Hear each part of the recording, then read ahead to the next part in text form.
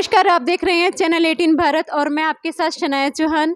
इस वक्त मैं मौजूद हूँ 1971 के हीरो, जो कि हमारे भारत के हीरो हैं, कर्नल जसवीर सिंह के साथ है। कर्नल जसवीर सिंह का सबसे पहले सर मैं आपका बहुत बहुत स्वागत करती हूँ चैनल 18 भारत में। मैं आपका और आपके थ्रू आपकी चैनल का धन्यवाद करता हूँ कि मेरे जैसे एक सिपाही को आपने आपके और पब्लिक के रूबरू होने का मौका दिया है। Thank you so much for that.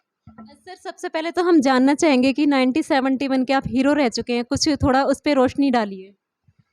मैं ये नहीं कहूँगा कि मैं हीरो रह चुका हूँ, मैं इतना ज़रूर कहूँगा कि उसमें ऊपर वाले की कृपा से मेरा रोल जो मैंने प्ले आउट उधर किया लड़ाई के मैदान में, वो बहुत ही उभर के सामने आया था। इतना उभरा था वो कि जो दुश्मन है, दुश्मन कभी भी अपने दुश्मन को कोई कॉम्प्लीमेंट नहीं देता है, लेकिन बाबे नानक की वजह से, ऊपर वाले की वजह से ऐसे सर्कमस्टेंसेस पेश हुए कि जो फौज हमारे सामने लड़ाई के मैदान में थी, बांग्लादेश, तब उसको ईस्ट पाकिस्तान कहा जाता था, उसके बॉर्डर से लेकर के जब उनकी फौजों ने हमारे सामने हथियार डाले तो हमारे एक्सिस के ऊपर, जैसोर खुलना एक्सिस के ऊपर, दुश्मन की 5 बहुत ही शक्तिशाली पलटनें हमारे रास्ते में आई थी। एक थी पाकिस्तान की 6 पंजाब रेजिमेंट, दूसरी थी उन्हीं की 12 पंजाब रेजिमेंट, तीसरी थी 21 बलोच रेजिमेंट, चौथी थी 31 बलोच रेजिमेंट, और एक मेरे पिताजी की पलटन जो कि फिर पाकिस्तान में चलेगी थी। उस पलटन को भी हराने में जो इंडियन आर्मी ने रोल किया, उसमें मेरा बहुत ही अहम रोल था। ऐसा था क्योंकि हमारे ट्रुप्स, डोगरा ट्रुप्स थे, वो साइज में छोटे होते हैं, दिल उनके भी उतने ही बड़े होते हैं जितने किसी बहादुर सिपाही के बड़े होते हैं। उनके बीच में क्योंकि मैं सबसे लंबा था और गुरु गोबिंद सिंह का जो हमें ताज दिया हुआ है, टर्बन, पगड़ी है, मैं पगड़ी पहने हुए अकेला ही उस लड़ाई के मैदान में था। तो जो पाकिस्तान फौज के जेसीओ जवान ऑफिसर कभी दूसरे ऑफिसर को कॉम्प्लीमेंट नहीं देता है, लेकिन उनके जवानों ने मेरे लिए जो शब्द बोले थे मैं दोहराना चाहूँगा, ताकि आने वाली जो हमारी पीढ़ियां हैं, जो आगे फौज में आएंगे यंगस्टर, उनको पता होना चाहिए कि अगर आप दुश्मन के साथ दुश्मन वाला ही व्यवहार करो, जानवरों वाला नहीं, जैसे कि पाकिस्तान की फौज वाले करते थे, काट पीट देते थे, आंखें निकाल ली, अंग अंग काट दिया, ऐसे हमारी फौज ऐसा नहीं करती है। जैसे जिनीवा कन्वेंशन में दिया हुआ है कि किस हदबंदी के बीच में रह के हमने लड़ाई लड़ दी है, हम वैसे ही लड़ते हैं। तो उन्होंने मुझे बोला था जब वो सरेंडर करने के लिए आ रहे थे, हालांकि ऑन बैटलफील्ड सरेंडर भी फौजों ने मेरे ही सामने किया था, जबकि मेरी सर्विस सिर्फ 1.5 साल थी। अगले दिन सुबह सरेंडर सेरेमनी के लिए वो आ रहे थे ऐसे मैदान में जहाँ के फौज परेड के तौर पर फॉलन हो जाए फौजी तौर तरीके से, और वहाँ विधिवत तरीके से वो सरेंडर कर सके। और हम जा रहे थे थके मांदे के, चलो इतना थक गए हैं अभी जाकर के कहीं रेस्ट करते हैं। जब वो मेरे पास से गुजरे थे, उन्होंने मुझे ये बोला था, ओए शेरा, तेरी फौज दे अफसर साडी फौज दे अफसर होण तो असी दुनिया की किसी भी फौज नूं कच्चा खा जाइए, सानू गोले बरूद की कोई लोड़ नहीं शेरा, पर अफसर तेरे वर्गे चाहिए है। I mean, this is better than any decoration a soldier can get in the battlefield, this type of compliment, ऐसा एक आपको इस तरीके से दुश्मन समझे कि आप इज्जत के हकदार हैं, जो मुझे इज्जत उन्होंने दी वो मैं कभी भुला नहीं सकता। और शेयर इसलिए नहीं कर रहा हूं कि मैं कोई शेखी बघारना चाहता हूं, इसलिए कर रहा हूं कि हमारे आगे जितने भी फौज में किसी भी रैंक में, बेशक वो अफसर हो, जेसी हो, जवान हो, उनको पता होना चाहिए कि एक अच्छे दुश्मन की कदर दुश्मन भी करता है, और हम अच्छे सोल्जर की, अच्छे दुश्मन की कदर हम करते रहेंगे, ताकि हमें भी वो कदर जो है ऊपर वाला दिलवाता रहे। सर 1917 के बाद का भारत और आज का भारत कितना फर्क महसूस होता है आपको? अभी टाइम के साथ बदलाव आना आवश्यक है और आना भी चाहिए। तो पहले जब हम बच्चे थे तो मीडिया होता ही नहीं था, केवल एक रेडियो बजता था, सिर्फ एक रेडियो। उसके बाद धीरे धीरे ट्रांजिस्टर आ गए, 2 in 1 आ गए, करते करते भी आपने देखा है कि इतनी ज़्यादा टेक्नोलॉजी आ गई है कि हर रोज़ वो अपग्रेड होती रहती है। और इसलिए जो बदलाव बहुत आया है, जो टाइम के साथ अपने आप को नहीं ढालते हैं, उनको लगता है कि बदलाव बुरे के लिए आया है, जबकि बुरा बदलाव लाना है या अच्छा बदलाव लाना है, ये हमारी सूझबूझ के ऊपर मुनसर करता है। अगर हमारी सोच अच्छी है तो बदलाव अच्छा ही आएगा, और अगर हमारी सोच अच्छी नहीं है तो हम अच्छे फ्यूचर की कोई सोच भी नहीं सकते कि हम अपने बच्चों के लिए, आने वाली पीढ़ियों के लिए अच्छा भविष्य उनको दे करके जाएंगे। तो ये हमारी बेसिकली जिम्मेवारी है, और हमें सभी को समझ लेनी चाहिए, बेशक वो फौजी है या सिविलियन है, आईएएस में है, पॉलिटिक्स में है। खास करके पॉलिटिक्स को बहुत सुधार की ज़रूरत है। अगर इतने सालों के बाद भी इंडिया की इतनी दुर्दशा है, तो ये हम फॉरेन हैंड जैसे पहले कहते थे कि बाहरली ताकतों ने इंटरवीन कर दिया, तो इसलिए no, that is a myth. हमारे घर में दूसरा कोई दखलंदाजी कर ही नहीं सकता। अगर हमारे सिद्धांत, हमारे प्रिंसिपल्स हमारे अच्छे हैं तो हम अच्छे ही बनते रहेंगे। तो पॉलिटिकल क्लास को सबसे ज़्यादा अपने आप को इम्प्रूव करना होगा, और अगर वो नहीं करेंगे तो वो देश के साथ अन्याय नहीं कर रहे हैं। देश उनके चलाए हुए जो अंग्रेजी लिखते हैं ना, उसके ऊपर चलता है। पॉलिटिशियंस के पास इतना टाइम नहीं है कि उनकी अंग्रेजी के जो फुल स्टॉप कॉमें जो है देश की तरक्की में अड़चन बन के आ रहे हैं, कि उनकी सूझबूझी हो। उनको सिर्फ ज़्यादा जो पॉलिटिशियन, मैं सभी की बात नहीं कर रहा हूँ, उनकी निगाह अपनी कुर्सी के ऊपर ही होती है।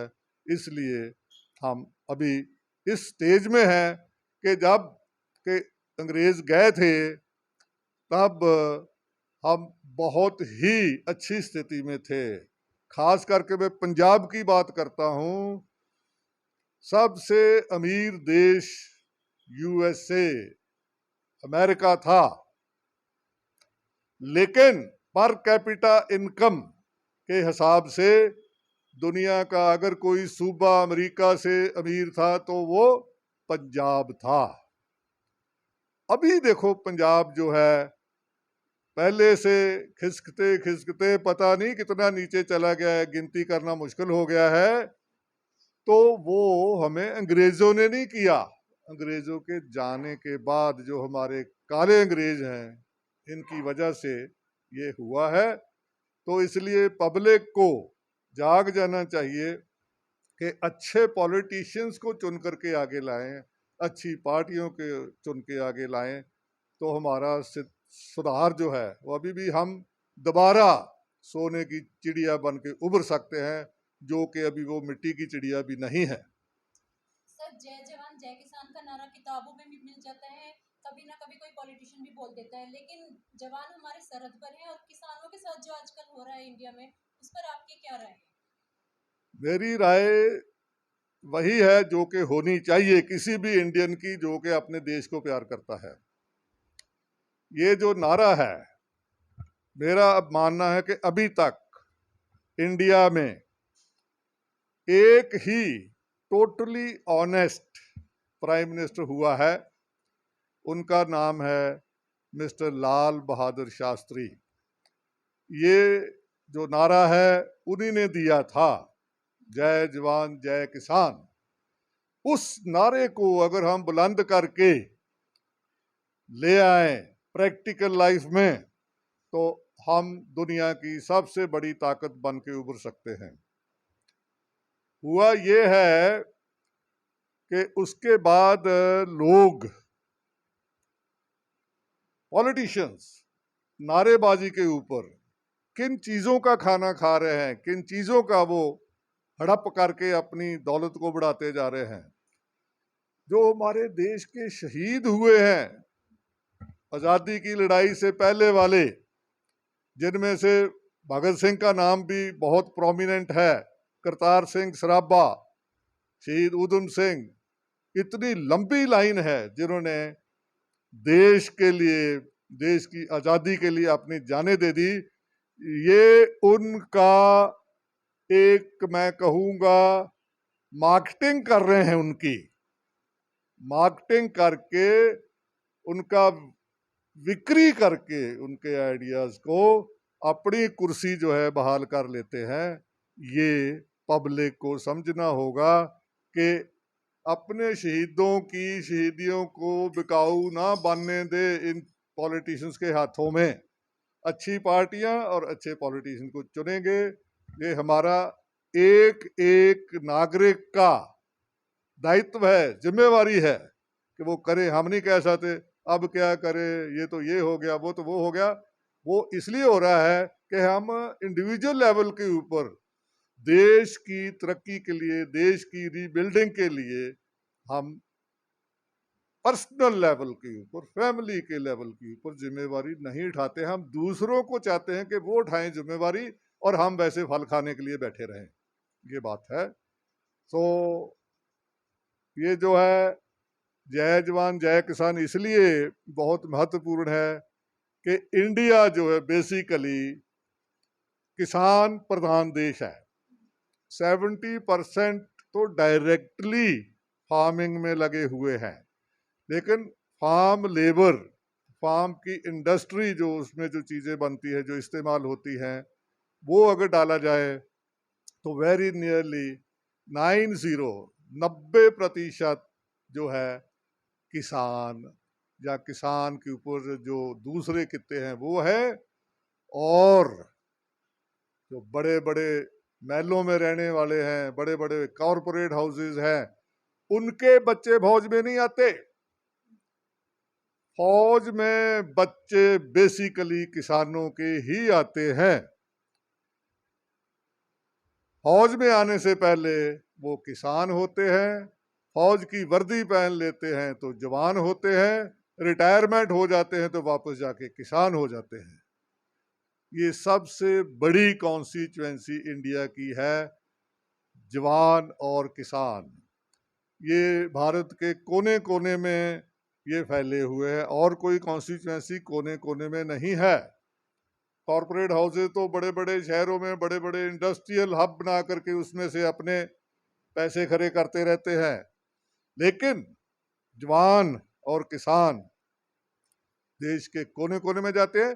कई जगह जहां बॉर्डर्स वेल डिफाइंड नहीं है तो दुश्मन के एरिया में भी जाकर के ये अपने पांव जमा लेते हैं, उधर काश्तकारी करते हैं, उधर से पैसा कमाते हैं, और इंडिया के बड़े से बड़े घराने वाले को, बड़े से बड़े पॉलिटिशियन का पेट यही भरते हैं।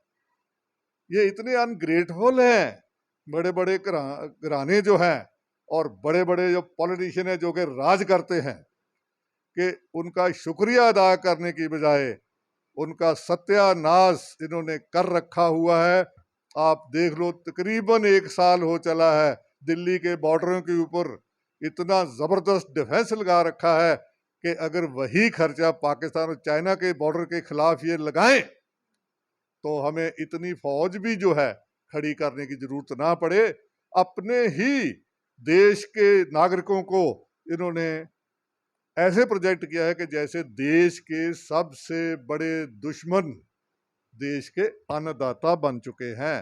ये बहुत दुर्भाग्य की बात है कि जब फिर इलेक्शन का टाइम आएगा, कुछ ऐसे बंदे जो खरीदे जाएंगे, बिक जाएंगे इनके हाथों या डर जाएंगे, तो फिर जो है बारी बारी में ये जो है अपने ऊपर राज करते रहेंगे और सोने की चिड़िया कभी भी दोबारा सोने की चिड़िया बन ही नहीं पाएंगी। हम तो चाहते हैं, जैसे मेरी उम्र के जो लोग हैं वो चाहते जल्दी से जल्दी बदलाव हो। अपनी आंखों से हम देख लें कि हमारे आने वाले जो आने वाली पुश्ते हैं कि वो जिंदगी को इंजॉय करें। भगवान ने हमें जीवन दिया है इंजॉय करने के लिए, खुशी मनाने के लिए, लेकिन पूरी दुनिया के पॉलिटिशियन ने पूरी दुनिया में अपने शहरियों को ऐसे गरीब करके रखा हुआ है कि वो कभी अगर उनके पेट में भर पेट खाना चला गया, वो सोचना शुरू कर देंगे। जब सोचना शुरू कर देंगे तो इनकी वक़्त खत्म हो जाएगी। अपना सोच बूझ करके अच्छे पॉलिटिशियंस को आगे ले आएंगे, अच्छे सिस्टम को आगे ले आ जाएंगे और अपने आने वाली पुश्तों का भला कर सकेंगे। तो ये पॉलिटिशियन तो होने नहीं देंगे। तो आप जैसे मीडिया हाउसेस, मीडिया चैनल्स, नीचे वाले लेवल से लेकर के नेशनल लेवल तक, मैं उन मीडिया हाउसेस की बात नहीं करता जो कि बिक चुके हैं कॉर्पोरेट हाउसेस के, लेकिन उनके अलावा और भी बहुत मीडिया भी हाउसेस हैं, मीडिया चैनल्स हैं।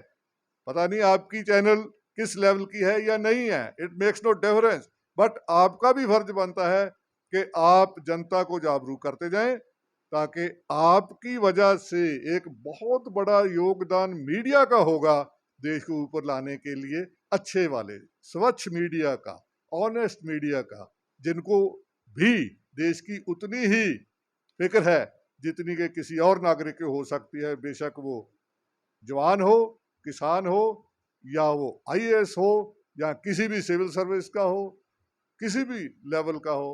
लेकिन सबसे ज्यादा रोल मीडिया को प्ले करना चाहिए और कर रहे हैं। मैं बहुत खुश हूँ ये जान करके कि छोटे बड़े लेवल के ऊपर मीडिया बहुत देश प्रेम को व्यक्त कर रहा है, प्रोजेक्ट कर रहा है और जनता को मोटिवेट कर रहा है कि हम इंडिया को सुधार के, इंडिया अपने जो सपनों का इंडिया है जो हम सोचते रहते हैं, तो वो सपनों वाला इंडिया लाने में मीडिया का बहुत बड़ा जिम्मेवारी और बहुत बड़ा रोल है। सर, जैसे कि देश को चलाने के लिए राजनीति ज़रूरी होती है और ज़िंदगी को चलाने के लिए किसान ज़रूरी, क्योंकि अन्नदाता हैं। इन दोनों की लड़ाई में जो मध्यम परिवार है, मध्यम वर्ग है, वो पिसता नज़र आता है कहीं न कहीं। नहीं, ये तो वही तो मैं कह रहा हूँ कि पिसता नजर नहीं आ रहा है, वो तो पिस रहा है, पिस रहा है। जब हम बचपन से देख करके अभी तक मैं देख रहा हूँ पिस रहा है। इसके लिए मैं जिसको मैं जानता हूँ, मेरे ही स्कूल से मेरे से जूनियर है, लेकिन वो एक वर्ल्ड फिगर बन चुका है। यूट्यूब के ऊपर आप जाकर के उनको देख सकते हो। अगर आप मिलना चाहो तो मैं रिक्वेस्ट उनको करूंगा, शायद आपको मिलने का टाइम भी निकाल लें। यूएनओ तक उनकी धूम मची हुई है। वो है agro scientist cum agro economist, doctor Davinder Sharma from my school. मेरा स्कूल है सैनिक स्कूल कपूरथला, जिसने बहुत बड़े बड़े लेवल के डॉक्टर्स, इंजीनियर्स और सिविल सर्वेंट्स हर फील्ड में पूरी दुनिया में भी फैल गए हैं। बहुत कम लोगों को पता है कि हमारे स्कूल के फर्स्ट बैच के जो है 2 साइंटिस्ट जो है नासा में आउटस्टैंडिंग काम कर चुके हैं। नासा जो है, जैसे हमारे लेवल के ऊपर इसरो है, नासा वर्ल्ड लेवल की जो बॉडी है उसमें हमारे स्कूल वालों का योगदान रहा है। हमारे पॉलिटिशियन मेरे बैच के हैं, एक यूएसए में मिस्टर लखविंदर सिंह, उनकी बेटी पॉलिटिक्स में यूएसए में इतना ऊंचा स्थान हासिल कर रही है कि प्रेसिडेंट किसी भी पार्टी का बने वो उसको अपना स्पेशल एडवाइजर बना करके रखते हैं। तो आ, ये इस चीज़ के ऊपर कि पिस रहे कि नहीं पिस रहे, मैं चाहूँगा कि आप doctor Davinder Sharma, agro scientist cum agro economist, उनसे मुलाकात करेंगे तो ज़्यादा दुनिया का भला हो जाएगा। मैं कोशिश करूँगा, भला हो जाएगा पर लिमिटेड होगा। तो मैं नहीं चाहता कि लिमिटेड भला किया जाए दुनिया का, वो पूरी दुनिया का भला हो जाएगा जब उनसे आपकी बात हो जाएगी। तो सर, आज का युवा जो है शॉर्टकट के चक्कर में ज़्यादा रहते हैं। आप एक फौजी रह चुके हैं, आज के युवा से क्या कहना चाहोगे? ये जो है ना, एक युवा को ब्लेम करना कि शॉर्टकट के चक्कर में रहते हैं, वो उनका कसूर नहीं है। ये दुनिया का सत्यानाश, पूरी दुनिया का, हमारे यूथ का ही नहीं, मैंने अपने जीवन में 2 स्टेजेस में होते देखा है। एक तो जब टेलीविज़न आ गया, फैल गया पूरी दुनिया में, उसने यूथ का जो जवानी थी, बचपन था, वो छीन लिया। हम बड़े हुए थे खेतों खलिहानों में खेलते हुए, गांव में जो ढेर होते जिसको रूढ़ी बोलते हैं, खाद, तो हम तो रूढ़ियों में खेलते थे, नंगे पांव नंगे सिर। तो वो हमारी जो इम्यूनिटी थी इतनी ऊपर आ चुकी थी कि हम कभी देख लो, कभी बीमार होने का मतलब ही नहीं बन रहा होता। उनको तो टाइम मिलता है बीमार होने का, कारण कि खेल उनसे छूट गया। तो बस उसी के ऊपर उनकी गर्दनें जुड़ गई, उसी से उनके सर्वाइकल पेन हो रहा है जी, ये हो रहा, वो हो रहा है। और उसके बाद वो तो शुरू की बात है, करते करते जब ये कभी सोचा भी नहीं था कि टेलीफोन और स्मार्टफोन इधर ऐसे आ जाएंगे, 3 घंटे, एक मुझे अभी भी बात याद है, 1954 की बात है, 1954। तो मेरे मामी जी जो थे उनके दोता पैदा हुआ अमृतसर में। तो टेलीफोन जो था, ब्यास रेलवे स्टेशन के ऊपर जो डाक खाना था, तो पूरे इलाके से पता था कि उधर टेलीफोन होता है, उधर टेलीफोन होता है। तो उधर गए हम, उधर गए तो ऑपरेटर के थ्रू कॉल बुक किया। तो कॉल मटेरियलाइज होने में तकरीबन अमूमन 3 घंटे तक का टाइम लग जाता था। उन दिनों में 3 घंटे तक का लग जाता था। फिर क्या हुआ,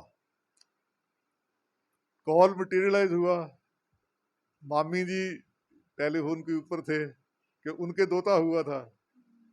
तो साथ में हमारी नानी के उम्र की जो 2 लेडीज थी, रिलेटिव में क्लोज रहे, 2-3 वो थी, ऐसे 6-7 का वो था। तो मामी जी बोले हेलो, अच्छा ओ हेलो, तो वो लेडीज हिली जाएं, ऐसे ऐसे करके हिल रही हैं। उन्होंने सोचा कि हमें बता रही है आप हिलो। तो हिलो हिलो करके तो उनकी बात हुई।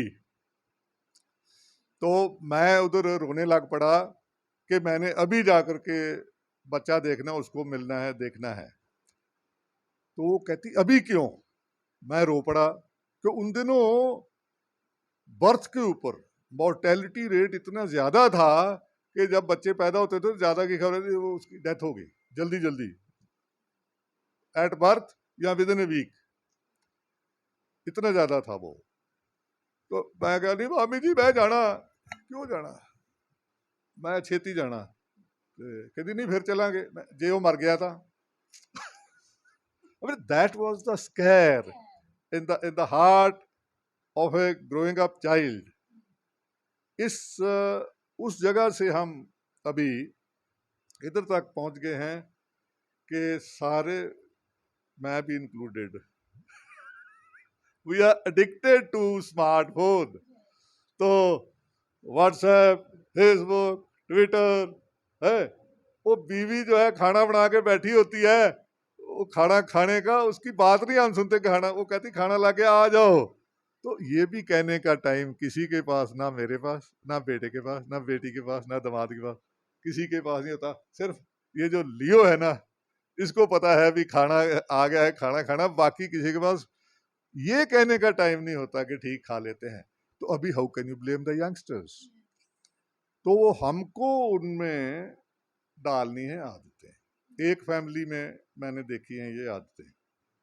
आई एम वेरी प्राउड कि मेरे जो 2 बेटे हैं, जो छोटे बेटे के जो आगे 2 बेटे हैं, उनका डिसिप्लिन मानना पड़ेगा, क्योंकि माँ बाप ने उनको डिसिप्लिन शुरू से सिखाया कि आपका जो टीवी टाइम है इतने बजे से इतने बजे का है, डेली 1 घंटे से ज़्यादा नहीं। जो उनका गेम्स खेलते हैं स्मार्टफोन वगैरह के ऊपर, कि ये आपको सिर्फ सैटरडे और संडे को 1 hour at a time, thrice on Sunday, Saturday, thrice on Saturday, इतना ही है। तो इतना ज़्यादा डिसिप्लिन उनके दिमाग में बैठ चुका है कि अभी वो जब उनका 1 घंटा पूरा हो जाता है तो उसी वक्त स्विच ऑफ कर, mummy here is the remote, जो कि आम बच्चे नहीं करते हैं, लेकिन उधर ये चल रहा है। उनके ऊपर कोई जो एडवर्स इफेक्ट है, जो स्मार्टफोन के ज़माने में सभी के ऊपर आ चुका है। उनको खेलने का टाइम भी है। वो एक जूडो कराटे का चैंपियन है अपने लेवल का, छोटे बच्चों का 11-12 साल का, और दूसरा जो 16 साल के आसपास का है वो इसमें स्केटिंग एंड एक हाँ स्केटिंग, और अच्छा छोटे को जिम्नास्टिक है तो उसको जूडो कराटे इतना ज़बरदस्त उसने किया था कि दूसरा जो लड़का था, थैंक गॉड कि इंस्ट्रक्टर जो था हाईली क्वालिफाइड था इन फर्स्ट एड, और उधर एम्बुलेंस भी साथ में थी, तो बच गया वो। मेरे कहने का मतलब है कि ये जो डिसिप्लिन होता है जिंदगी के लिए, वो parents play a major role सबसे ज़्यादा।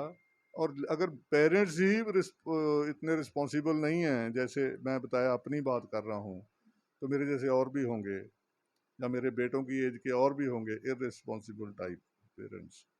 तो पेरेंटिंग कैसे की जाए, इसके ऊपर तो मैं सोचता हूँ कि नर्सरी से ही क्लासेस चलनी शुरू हो जाएंगी तो शायद कोई सुधार आ पाए।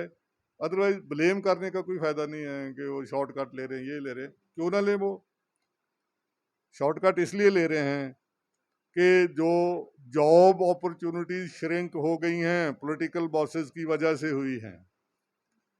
जब जॉब अपॉर्चुनिटीज नहीं है तो फिर शॉर्टकट रह गए। शॉर्टकट में क्राइम की तरफ ही भागते हो पहले आप। तो क्राइम इतना ज़्यादा इसलिए बढ़ा है कि उनके पास अपना फ्यूचर सिक्योर करने के लिए कोई जरिया नहीं बचा है।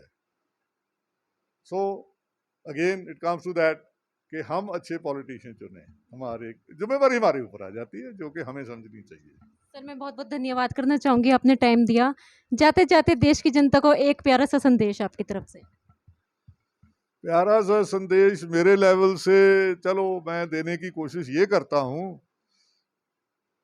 कि जैसा नागरिक मैं आज हूँ, जिस लेवल तक इवॉल्व किया है, जितना अच्छा मैं आज हूँ, मैं कोशिश करूँ कि कल आज से बेटर नागरिक बन जाऊँ और परसों कल से ज़्यादा अच्छा हो जाऊँ, ताकि ऑन ए डेली बेसिस छोटे छोटे स्टेप लेकर के हम अपने आप को इम्प्रूव कर सकते हैं। बहुत बड़ा स्टेप हम ले नहीं सकते। कि हमारा भी जो कंडीशनिंग ऐसी हुई होती है, अपनी आदत को सुधारना बहुत मुश्किल है और बुरी आदत डालना जो है वो तो स्प्लिट सेकंड हो जाता है। तो हम अपने आप को इम्प्रूव करते रहें, दूसरों के बारे में बॉदर ना करें, तो वो ठीक रहेगा। कि एक मुझे अभी याद आ गया जाते जाते कि एक बंदा बहुत ही ज़बरदस्त विद्वान था, पढ़ा लिखा था, सब कुछ था, तो उसने सोचा कि मैं दुनिया को सुधारूंगा। सुधारता कोशिश करता रहा, 10-15 साल निकल गए, नहीं हुए, तो कहता यार दुनिया को तो नहीं सुधार सकता, मैं देश को सुधारता। तो देश के सुधारने लगा रहा, देश नहीं सुधरा। फिर कहता प्रांत को, फिर गांव को, फिर फैमिली को। मरने से पहले थोड़े दिन पहले उसको ये ज्ञान हुआ कि मैं अगर अपने ही आप को सुधार लेता तो वो ठीक रहता, मेरी देखा देखी दूसरे सुधर जाते, तीसरे सुधर जाते, तो ऐसे देश सुधार आ जाता। तो मेरा यही है कि अपने आप को सुधारते ही चलें, सुधारते ही चलें, सुधारते ही चलें। Thank you so much. तो आपने अभी कर्नल जसवीर जी को सुना, जिन्होंने कहा है कि अपने आप को सुधारना बहुत ज़रूरी है। साथ ही साथ उन्होंने एक संदेश भी दिया है कि अगर हम खुद को सुधारेंगे तो अपने आप ही देश सुधरता चला जाएगा। बने रहिए चैनल 18 भारत के साथ। मुझे दीजिए इजाज़त। मैं शनाया चौहान, कैमरामैन अहम के साथ।